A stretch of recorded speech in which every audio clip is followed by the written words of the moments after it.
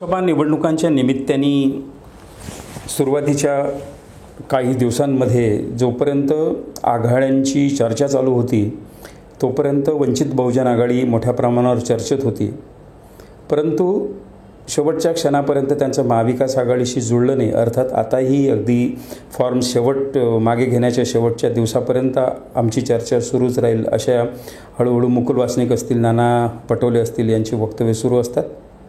परंतु ज्यांच्या भोवती हे सगळं फिरते आहे त्या वंचित बहुजन आघाडीला आणि प्रामुख्याने बाळासाहेब आंबेडकरांना या लोकसभा निवडणुकीच्या निमित्ताने सूर गवसला आहे असं म्हणता येत नाही। अनेक ठिकाणी अजून त्यांचे उमेदवार जाहीर व्हायचे आहेत। कुठे नेमकं या निवडणुकांमध्ये काय करायचं आहे याची स्पष्टता वंचित बहुजन आघाडीमध्ये दिसत नाही। कुठे काँग्रेसला पाठिंबा, कुठे काँग्रेसला विरोध, अकोल्यात स्वतः त्यांच्या विरोधात काँग्रेसचा उमेदवार, काही ठिकाणी उमेदवार वेळेवर बदलणं। यवतमाळ वाशिमचा उमेदवार सुभाष पवार पहिले जाहीर केले, नंतर ते बदलले, तिथे अभिजित राठोड उमेदवार जाहीर केले आणि अभिजित राठोडांचा फॉर्म स्क्रुटिनीमध्ये रद्द झाला। त्याच्यामुळे पुन्हा इथे काय होईल हे माहीत नाही। रामटेकमध्ये आधी चहांदे हे उमेदवार जाहीर केले आणि मग तिथे आधीच माजी IAS अधिकारी किशोर गजबे यांनी अर्ज भरलेला होता। 2 दिवसापूर्वी वंचित बहुजन आघाडीनं माजी IAS अधिकारी किशोर गजबे यांना आपला पाठिंबा जाहीर केला। अशी 2-4 उदाहरणं सांगता येतील की ज्याच्यावरून असं धरसोड वृत्ती आणि थोडे विचलित झालेले दिसतात ॲडव्होकेट आंबेडकर की नेमकं कुठे काय करायचं, सूर गवसत नाही आहे। ज्या पद्धतीने 2019मध्ये त्यांनी पूर्ण 48 लोकसभा मतदारसंघामध्ये स्वतःचे मजबूत उमेदवार टाकले होते। 9 ते 10 मतदारसंघामध्ये 80,000 ते 3 लाख मतदान त्यांच्या उमेदवारांनी घेऊन काँग्रेसच्या 8 ते 9 सीट पाडण्याचं काम केलं। म्हणजे आपलं उपद्रव मूल्य त्यांनी दाखवून दिलं। परंतु यावेळी मात्र 2024च्या या सगळ्या पृष्ठभूमीवर त्यांना वंचित बहुजन आघाडीला नेमका सूर गवसत नाही। त्याचं कारणही एक असं सांगितलं जातं की वंचित बहुजन आघाडीमध्ये बाळासाहेब आंबेडकरांवर प्रेम करणारा निष्ठावंत कार्यकर्ता जो असेल तो त्यांना श्रद्धेय मानतो। असे कार्यकर्ते, असे समर्थक मात्र त्यांनी घेतलेल्या प्रत्येक भूमिकेला डोळे मिटून समर्थन देतात। पण काही जे विचार करणारे लोक वंचित बहुजन आघाडीमध्ये आहेत, एज्युकेटेड लोक जे आहेत, ते या बाळासाहेब आंबेडकरांच्या भूमिकेचा नव्याने विचार करायला लागले आहेत। या वंचित बहुजन आघाडीने घेतलेल्या पवित्र्याच्या मागे कारण काय आहे, राजकारण काय आहे, हे सगळं शोधायला लागले आहेत। त्याच्यामुळे थोडे ते पण संभ्रमित आहेत। त्याचा प्रत्यक्ष अप्रत्यक्ष दबाव वंचित बहुजन आघाडीच्या इतर पदाधिकाऱ्यांवर येतो आहे। बरं, वंचित बहुजन आघाडीनं काही माणसांना उमेदवाऱ्या देताना किंवा माणसं निवडताना कुठलं काही एक तत्त्व नाही, पक्षनिष्ठा नाही, काही नाही। म्हणजे पुण्यामध्ये आतापर्यंत हयात ज्यांनी घालवली महाराष्ट्र नवनिर्माण सेनेमध्ये, त्या वसंत मोरेंना ते एकदा जाऊन भेटले, पुण्यात त्यांना उमेदवारी देऊन टाकली। नंतर त्यांचा उमेदवारी जाहीर झाल्यावर 4 दिवसांनी वंचित बहुजन आघाडीमध्ये प्रवेश झाला। ॲडव्होकेट बाळासाहेब आंबेडकर किंवा वंचित बहुजन आघाडीची महाराष्ट्र नवनिर्माण सेना आणि राज ठाकरे यांच्या संदर्भातली भूमिका जगजाहीर आहे। असं असताना हयात त्यांच्यात घालवणारी माणसं ते कसे काय घेऊ शकतात आणि त्यांना पाठिंबा देऊ शकतात, हा अर्थात हा त्यांचा पक्षांतर्गत मुद्दा आहे।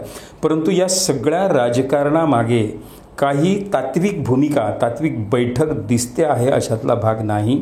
त्याच्यामुळे आंबेडकरी मतदार जो आहे, जो बाळासाहेबांना मानतो किंवा संविधानप्रेमी लोक जे आहेत ते मोठ्या प्रमाणावर विचलित या निमित्ताने झालेले आहेत। बाळासाहेबांना जो या निवडणुकीत सूर सापडेनासा झालेला आहे, कदाचित त्याचं ते कारण असावं।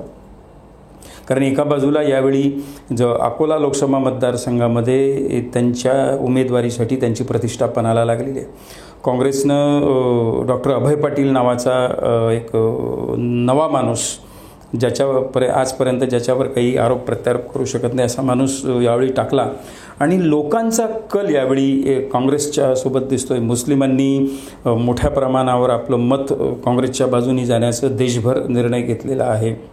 समान नागरी कायदा असेल, CAA असेल, या सगळ्याच्या पार्श्वभूमीवर काँग्रेससोबत यावेळेस मुस्लिम जाईल। त्याच्यामुळे अकोला लोकसभा मतदारसंघामध्ये पुन्हा आपल्यासोबत इथला मुस्लिम राहील की नाही याची चिंता वंचित बहुजन आघाडीला निश्चित आहे. कदाचित अकोल्यातले हे इलेक्शन जे आहे ते आंबेडकरांसाठी प्रतिष्ठेचं याही कारणासाठी आहे. त्यांचं वय पाहता आणि इतर सगळ्या गोष्टी पाहता कदाचित ही शेवटची त्यांच्यासाठी निवडणूक असेल.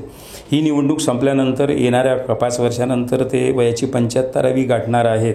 त्याच्यामुळे त्यांना पुन्हा निवडणुकीमध्ये उभं राहणं शक्य होते की नाही.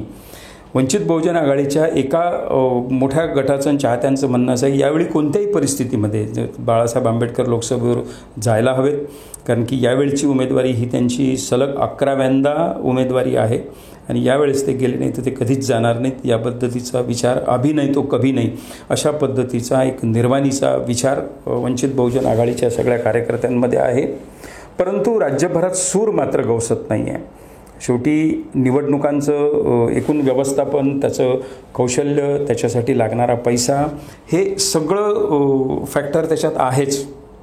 म्हणून निवडणुकांसाठी इतर पक्ष ज्या पद्धतीने कामाला लागले आहेत, पण वंचित मात्र जो आपल्याजवळ वेळेवर येईल त्याला उमेदवारी द्यावी काय या विचारात लागतो. दुसरी महत्त्वाची गोष्ट, यावेळी आनंदराज आंबेडकरांच्या उमेदवारीवरून वंचितमधलं अंतर्गत आंबेडकर बंधूंमधली जी खदखद जी आहे ती या निमित्ताने बाहेर पडली. त्यांच्यातलं वितृष्ट आतापर्यंत फार जवळच्या माणसांना माहीत होतं, परंतु आता ते लेटर वॉर झाल्यामुळे सोशल मीडियावर एकामेकाची पत्र, एकामेकाला खोडसाळ म्हणणं, एकामेकाला खोटारडे म्हणणं हे सगळं जाहीर झाल्यामुळे हे आहे या निमित्ताने हे मतभेद पण बाहेर आलेले आहेत.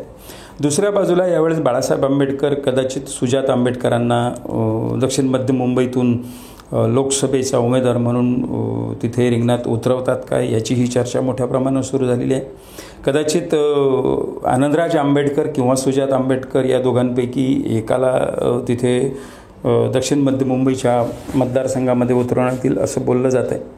शेवटी बाळासाहेब आंबेडकरांची इतक्या वर्षाची ही राजकीय कारकीर्द हाती अपवाद वगळता सतत येणारं अपयश आणि वंचित बहुजन आघाडीचं एक पक्ष संघटन म्हणून जरी ते काम दिसत असलं तरी कोणत्याही राजकीय पक्षाचं मोजमाप शेवटी तुमचे किती लोकप्रतिनिधी आहेत, आमदार किती आहेत, खासदार किती आहेत, जिल्हा परिषद सदस्य किती आहेत याच्यावर ते मोजलं जातं. वंचित बहुजन आघाडीला अजूनही चिन्ह निवडणूक आयोगानं प्रदान केलं नाही. म्हणजे विशिष्ट मतं जी राष्ट्रीय पक्ष म्हणून तुम्हाला लागतात त्याही पद्धतीच्या निकषाला ते पात्र अजून झाले नाही. ते सगळं होण्याचं आव्हान वंचित बहुजन आघाडीसमोर आहे, बाळासाहेब आंबेडकरांसमोर आहे. त्यांच्या या विशिष्ट 4-5 वर्षाच्या काळात ते जर होऊ शकलं तर अधिक मोठ्या प्रमाणावर पुढे जाईल. नाहीतर तो भार अर्थातच नंतरच्या पिढीकडं म्हणजे त्यांचे पुत्र सुजात आंबेडकरांकडे येईल. अंजलीताई बऱ्यापैकी सक्रिय असतात, परंतु त्या अकोला वगळता फार इतरत्र कमी जाताना दिसत आहेत. अर्थात पुढच्या पिढीकडे हे पक्षाचं सगळा हा जगन्नाथाचा रथ ओढण्याचं एक मोठं आव्हान या निमित्ताने आहे. हे आव्हान आंबेडकरी समूह आणि महाराष्ट्र कसा पेलतो हेही आपल्याला येणाऱ्या काळात बघावं लागणार आहे. अकोल्यात खुद्द एवढं मोठं काँग्रेसचं चॅलेंज असताना आंबेडकरांसमोर एक निर्वाणीचा एक आव्हान या निमित्ताने निर्माण झालेलं आहे. ते इथून यशस्वी होतात काय, लोकसभेत जाण्यात यशस्वी होतात काय तेही या निमित्तानं बघावं लागेल. अर्थात निवडणुकीला अकोल्यात अजून 26 तारखेला मतदान आहे. अगदी 2-3 दिवस अगोदरसुद्धा निवडणुकाच्या निमित्ताने राजकारणाच्या पुलाखालून भरपूर पाणी वाहून जाते. त्यामुळे आजच त्या निर्णयाप्रत जाणं योग्य होणार नाही. परंतु सामना अतिशय अटीतटीचा आहे. वंचित बहुजन आघाडीच्या इतर उमेदवारांच्या सोबतच स्वतः बाळासाहेबांची प्रतिष्ठा अकोल्यात पणाला लागलेली आहे. ते यशस्वी होतात की नाही हे बघणं आपल्याला मोठं औत्सुक्याचं ठरेल.